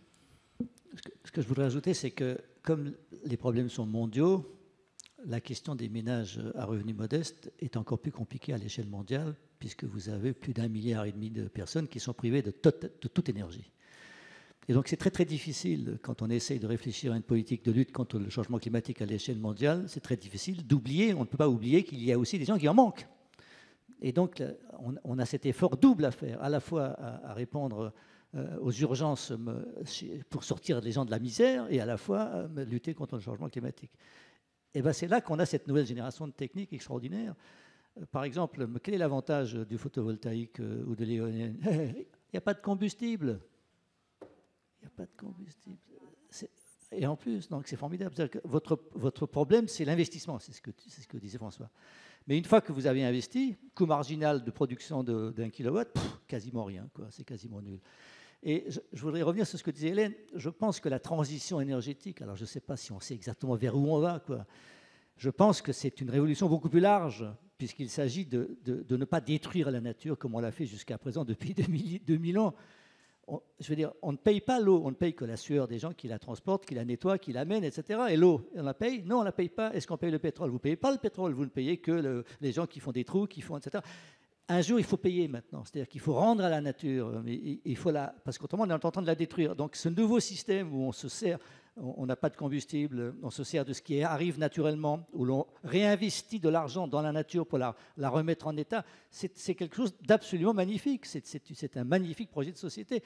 Et je ne suis pas certain que l'emploi soit le critère exclusif de la réussite de ce système. Parce que quand je vois maintenant les gens qui mettent des photovoltaïques sur le toit et qui deviennent producteurs, ce n'est pas un emploi.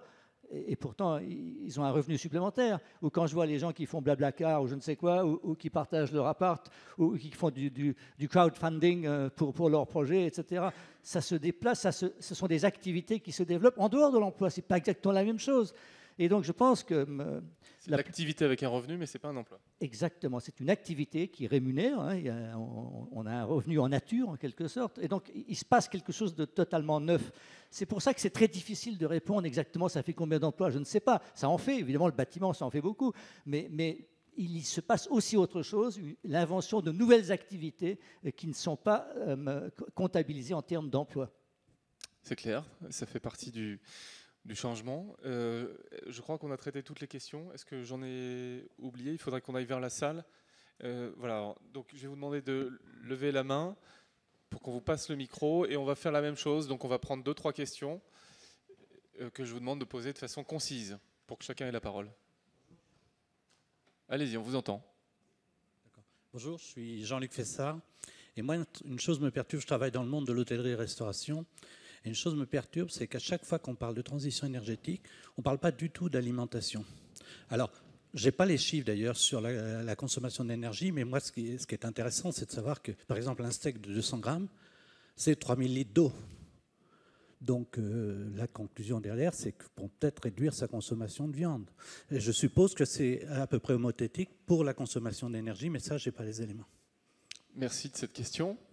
Monsieur ici, sur le côté. Et puis je prends une troisième question. Monsieur ici. Et mesdames, vous êtes bienvenus.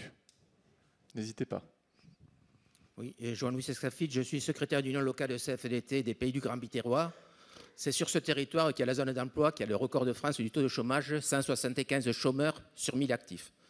Donc la clé de la question de l'emploi est pour nous très forte. Et quand on a fait un accord pour le développement de l'emploi et des compétences sur ce territoire-là, qu'est-ce qu'on a mis en priorité? On a mis le bâtiment, et dans le bâtiment, qu'est-ce qu'on a mis en priorité? On a mis la nouvelle réglementation thermique pour que les entreprises soient capables de faire des appartements qui ne soient plus des courants d'air pour le froid et surtout chez nous pour le chaud. Parce que les enfants qui crèvent de chaleur dans les écoles au mois de juin ou de septembre, c'est déjà maintenant que ça se pose. Les intempéries mortelles, c'est chez nous que ça se pose. 4 morts à la Malou-les-Bains, emportés sur un camping, parce que non-entretien des cours d'eau, etc. Mais c'est des effets concrets sur lesquels on a à combattre, et c'est sur les territoires pertinents qu'il faut combattre. C'est pas, quand on parle de l'emploi sur le Grand Biterrois, c'est pas d'agrandir encore l'urbanisation de la métropole montpelliéraine. C'est avoir des moyens sur ce territoire-là, d'en faire un territoire pilote sur les économies d'énergie et sur les énergies renouvelables, parce qu'il y a des savoir-faire, et là-dessus, les organisations syndicales, salariées et patronales sont preneuses. Donc quand il y a des terrains comme ça, il faut absolument qu'on arrive à avoir des moyens européens qui viennent sur ce terrain-là. Autre exemple, sur ce territoire, on a un problème énorme de transport. Ce n'est pas qu'un enjeu local, c'est un enjeu local parce qu'il y a le transfert de population d'une ville à l'autre avec les TER, mais c'est aussi l'étranglement de la circulation entre la péninsule ibérique et le reste de l'Europe. L'enjeu concret, c'est 6 000 camions par jour qui pourraient être passés de l'autoroute sur le rail, à condition de donner à la voie nouvelle la priorité sur le transport de fret et non pas sur des TGV à 350 km/h qui ne répondent pas aux besoins les plus criants. C'est sur ces questions-là qu'il faut absolument se mobiliser, et on voit que le terrain de mobilisation des acteurs de la société civile, c'est dans la proximité sur des territoires pertinents, en gros des zones d'emploi ou des bassins de vie, où là on peut dialoguer et faire des choses concrètes, y compris avec les collectivités publiques, en disant aux communes, donnez l'exemple, passe au réchauffement climatique, améliorer l'isolation des bâtiments scolaires, chauffer les bâtiments scolaires avec une complémentarité solaire thermique et non pas photovoltaïque, parce que quand on veut faire du chauffage, c'est du gaspillage de passer par l'électricité, et faites de la réalisation vertueuse qu'on pourra après démultiplier dans l'habitat social contre la précarité énergétique.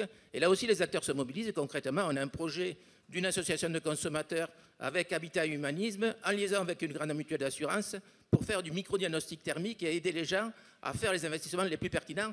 Et ça va très vite. Dans les petits groupes de travail qui existent sur la ville, c'est 20 à 30% de réduction de la facture d'énergie et d'eau qui peut se faire sur des changements de comportement. Mais la mobilisation elle doit se faire dans la proximité et non pas des grands discours aux tribunes dans de belles salles de la Sorbonne.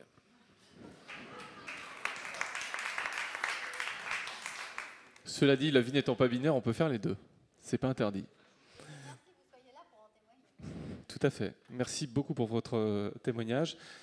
Monsieur, vous demandiez la parole.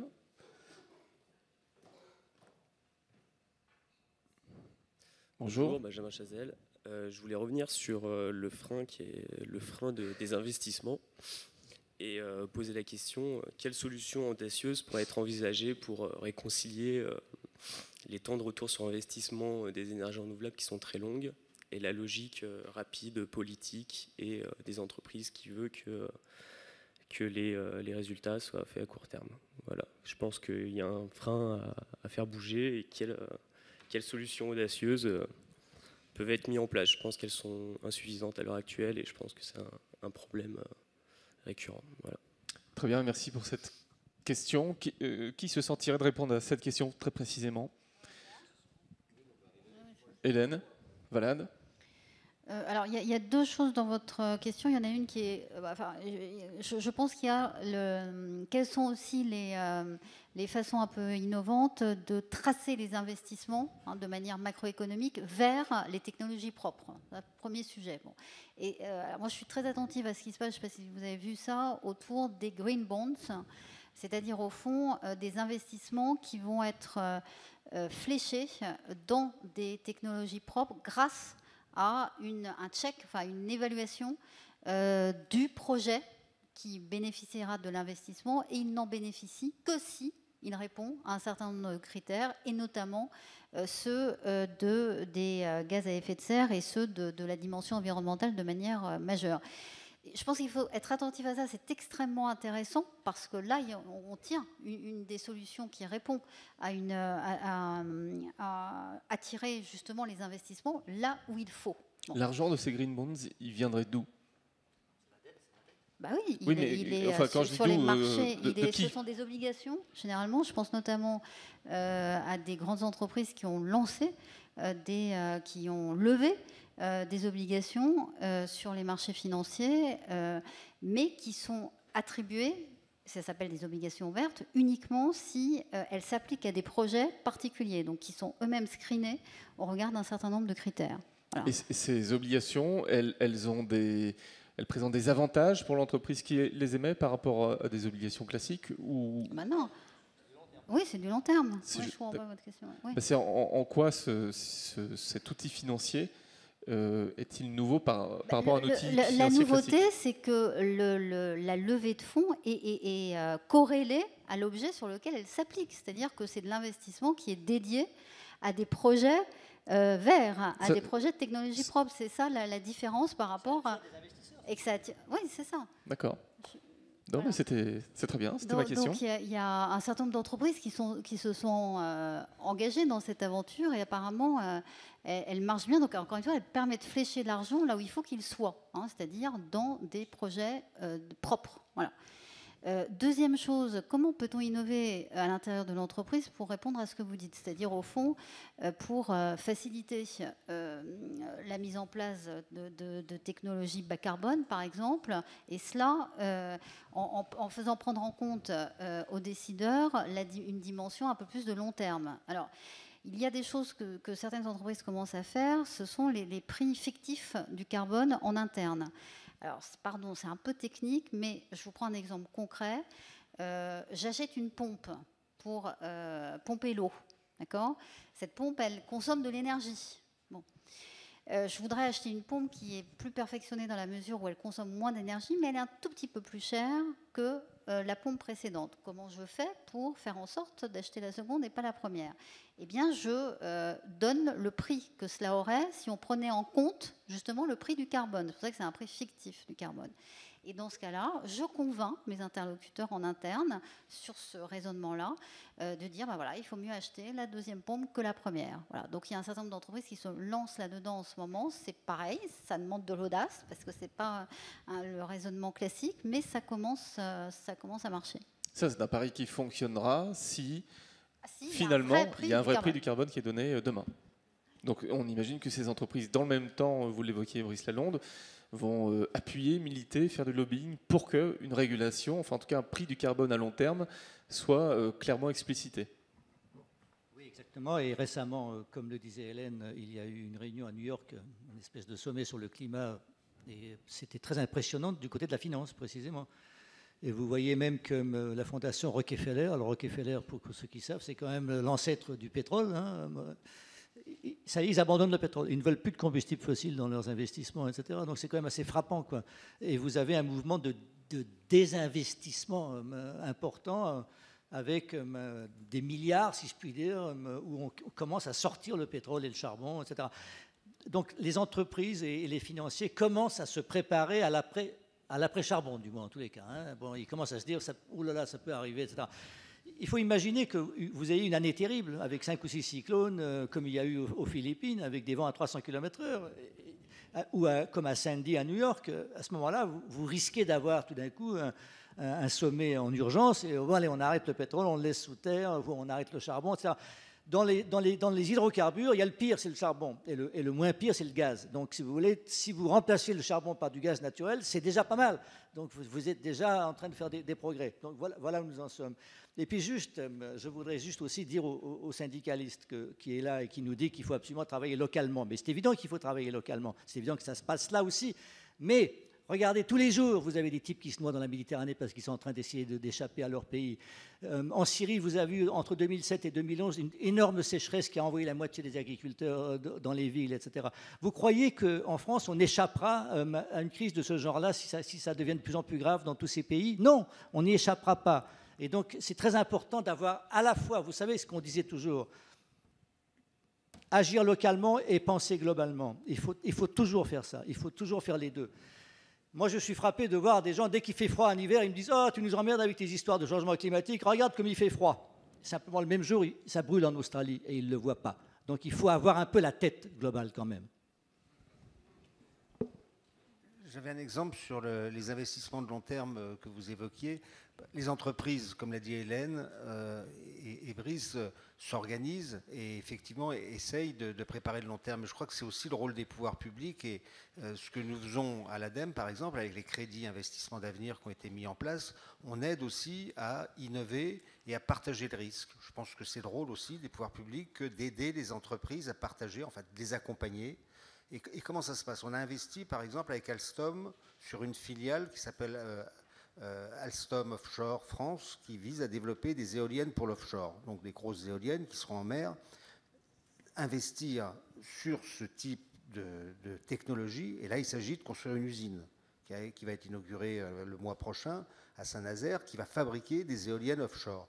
Ce qu'on a fait, nous, on a créé une société avec Alstom, une filiale, on a mis en gros un tiers du capital. Et notre objectif, c'est que ça réussisse et qu'après, effectivement, on puisse, l'État, récupérer, il revendra sa part à cette société, Alstom, qui redeviendra propriétaire, mais on l'aura accompagné sur le risque pendant 6, 7, 10 ans. Et ça, c'est ce qu'on fait. Je pense qu'on le fait soit par des prises de participation, soit par des avances remboursables. Et à chaque fois, l'idée, c'est pas à fond perdu, on accompagne le risque, mais il y aura un retour. Et ça aide aussi à préparer le futur. Juste un point, si vous me permettez, sur l'alimentation. Oui, parce que je n'oublie pas la question. Oui. Dans nos scénarios, l'alimentation a pris une part importante. Alors, pas tant pour la quantité d'énergie, parce que l'agriculture n'est pas un secteur gros consommateur d'énergie, même s'il y a quand même des consommations, mais parce qu'elle a un rôle sur les émissions de gaz à effet de serre qui est important. Et donc, on a regardé effectivement, puisque évidemment l'alimentation est liée à l'agriculture, on a regardé qu'est-ce qui pouvait être en 2050 l'agriculture en France pour satisfaire les besoins de la population. Et là, on voit que si on a fait une assiette alimentaire, donc découpée, combien de viande, combien de céréales, etc. Et si effectivement on mange un peu moins de viande carnée, et une légère modification de notre assiette alimentaire, en suivant les recommandations d'ailleurs de l'Organisation mondiale de la santé, donc c'est pas quelque chose de... on arrive aussi à réduire de façon importante les émissions de gaz à effet de serre. Donc l'alimentation est certainement importante, d'autant que c'est un secteur où il va y avoir des concurrences très vives entre les usages alimentaires de l'agriculture et les usages industriels, y compris de la biomasse à des fins énergétiques. Donc c'est quelque chose qui est très important. Et manger des huîtres. Et manger des huîtres. Et vous savez pourquoi il faut manger des huîtres? À cause du CO2. Parce qu'il stocke le CO2 dans la coquille. Et buvez de l'eau du robinet et pas des bouteilles en plastique? Alors, si on a d'autres conseils, alors les tomates locales, évidemment, de préférence. Et vous avez quelques expériences très intéressantes si la question de l'alimentation vous intéresse, à la ferme du Bec-et-Loing et la Bourdaissière également, en Sologne, qui essaie de créer des modèles locaux d'agriculture moins consommatrices d'énergie, moins émettrices de gaz à effet de serre et moins consommatrices de pesticides également. Est-ce qu'il y a d'autres questions? Il nous reste 5 minutes. Alors on va devoir faire vite. On va prendre des dames. Madame, ici. Et puis... Madame, là, je vois pas bien parce que j'ai Madame ici, pardon, j'ai les spots dans les yeux. Oui, bonjour, Catherine Tissocol. Moi, je suis comme Hélène, un directeur du développement durable dans la métallurgie et j'ai aussi la chance de siéger au Conseil économique, social et environnemental, donc de travailler, j'allais dire au quotidien, en tout cas toutes les semaines, avec l'ensemble des parties prenantes. Et je voudrais rebondir à la fois sur ce qu'a dit ce monsieur de la CFDT sur les actions locales et Brice Lalonde pour dire que c'est un message positif. Le travail qui avait été fait au CESE sur la transition énergétique convergeait complètement entre toutes les parties prenantes sur le fait qu'il devait y avoir ce mix entre l'international, le national et le local. Donc ce que je voudrais proposer à cette table ronde, si les intervenants sont d'accord, c'est un message positif sur la nécessaire, je dirais, mobilisation de toutes les parties prenantes, qu'on est chacun dans nos responsabilités respectives, parce que je crois sincèrement qu'il faut des grands engagements politiques et qu'il faut ce quotidien multi-acteurs.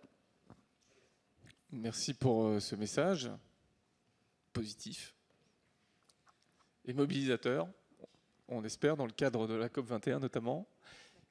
Madame, je m'appelle Nicole et je travaille... Pouvez-vous approcher le micro, s'il vous plaît? Ok. Je suis un petit peu nerveuse. Ok. Je vais peut-être dire une bêtise, mais bon, je souhaite le dire. Il y a les technologies qui existent. Ça, c'est bien. Merci. Le problème, c'est qu'il faut créer la demande. Pour créer la demande, il faut convaincre la population, la masse. L'être humain, il reçoit des journaux, de la télévision, des avis contradictoires sur l'impact environnemental, l'impact climat, le danger. Et nous, en termes de personnes, petites personnes qui essaient d'être un peu écolo et que on est tout seul, on ne voit pas la masse réagir avec nous, et on se sent un peu powerless. Dépourvu. Voilà, merci. Et l'autre chose, c'est le déni, denial. On vit dans le denial. Le déni, merci. On vit dans le denial. Et c'est une chose classique que l'homme, quand il a du mal à comprendre une situation comme un désastre, on a le mal à le digérer dans notre tête. Et le cerveau, it switches off. Et c'est ça, le déni. Donc, je suis d'accord avec vous, il faut convaincre la masse, il faut convaincre la population, il faut penser plus globalement. Mais comment? Comment? Alors, comment? Qui veut répondre à cette question? Peut-être juste un mot. Moi, je ne suis pas... Ça semble un peu pessimiste ce que vous dites, mais moi, j'avais un chiffre. Là, on a fait une enquête et plus de la moitié des Français pensent qu'il faut consommer mieux et que consommer mieux, c'est consommer moins. Plus de la moitié des Français répondent ça. Et donc, je ne suis pas sûr que, malgré ces injonctions contradictoires, comme on le dit en sociologie, que nous subissons tous, je ne suis pas sûr que, effectivement, des modèles de pensée ne sont pas en train d'évoluer. Au contraire, quand on regarde ce qui se passe avec ces nouvelles pratiques, ces nouveaux services, ces nouvelles mobilités, moi, je serais plutôt optimiste. Il y a du travail à faire. Bon, nous, à l'ADEME, on essaye aussi de sensibiliser, mais je pense que je suis plutôt optimiste quand même, pour la masse, comme vous dites. Reconnaissons quand même que quand on est au rayon alimentation ou quoi au caisse d'un supermarché et qu'on a un minimum de conviction et peut-être même plusieurs diplômes de Polytechnique, on ne sait pas trop comment choisir. Oui, pas toujours mais en tout cas. Même certaines grandes sociétés de distribution commencent à évoluer, font des efforts. Alors des fois on peut se dire, voilà, le verre il est un peu pas assez vide ou pas assez plein, suivant comment on regarde, mais ça bouge quand même, ça bouge, partout, dans tous les secteurs. Sur cette question du comment, c'est la dernière question qui nous est posée aujourd'hui. Hélène Valade et Brice Lalonde. Moi, je pense que c'est l'exemple. On raconte toujours cette histoire, je ne sais pas si elle est vraie. Aux États-Unis, un groupe de quartier comme ça voulait persuader les habitants du quartier de faire des efforts en matière d'économie d'énergie. Alors ils ont commencé par dire c'est pour la planète. Alors ça n'a pas marché du tout, tout le monde s'en foutait. Ensuite ils ont dit mais dis donc, Mr. Jones là, il est vachement meilleur que vous pour les économies d'énergie. Et là, ça a marché du coup parce qu'ils voulaient tous faire comme M. Jones, le voisin, pour faire pareil ou faire mieux, etc. Et donc, si vous voulez, tout dépend de la manière dont vous le faites. Il y a des pays qui sont en train de passer complètement zéro carbone. Le Costa Rica, des îles, comme vous dites, etc. C'est en train donc de démontrer aux autres pays que c'est possible et que ça marche et qu'en plus on vit très bien comme ça. Et donc c'est grâce à l'exemple. Le voisin qui a installé du photovoltaïque ou un chauffe-eau solaire à côté et qui voit sa facture de chauffage diminuer et tout ça, c'est ça qui marche.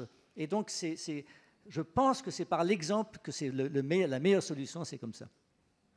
Alors, je suis complètement d'accord. Ça marche aussi d'ailleurs pour les dirigeants, hein, que ce soit d'État ou d'entreprise. Hein. C'est à qui aura le meilleur engagement carbone par rapport à l'autre pays. En tout cas, on pourrait utiliser ça comme ressort pour faire avancer les choses. Hein. C'est une idée, je trouve.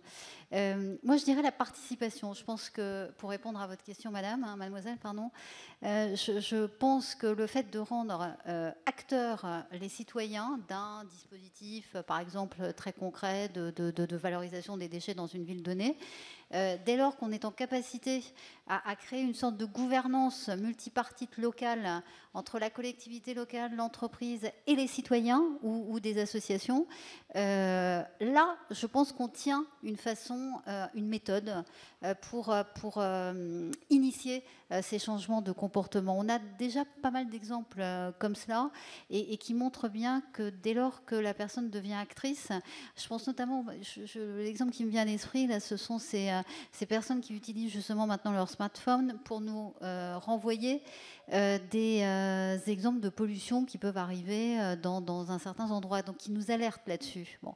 Voilà, vous voyez, ces interactions qu'il y a entre différents acteurs me semblent vraiment de nature à faire évoluer les choses. Et je suis d'accord avec François, je pense que le tableau n'est pas aussi noir que celui que vous le décrivez, c'est-à-dire que lorsqu'on replace les choses dans un temps historique, c'est-à-dire, par exemple, lorsque l'on fait un peu l'analyse comparée dans le temps d'études d'opinion qui mesurent la préoccupation environnementale, par exemple, des Français ou des Européens, on voit que tout de même, la courbe est extrêmement ascendante par rapport aux 30 dernières années. Donc voilà, il faut aussi savoir naviguer entre des choses qui, certes, avancent très lentement au regard des enjeux, mais qui, en même temps, bougent quand même sacrément. Très bien, merci. Rendez-vous pour ceux qui suivent ces questions, non seulement pendant toute l'année 2015 jusqu'à la COP 21, mais à la suite, parce que tout ça ne sera finalement qu'un commencement. La Cité de la Réussite se poursuit cet après-midi et demain. Et merci d'encourager, de remercier les intervenants.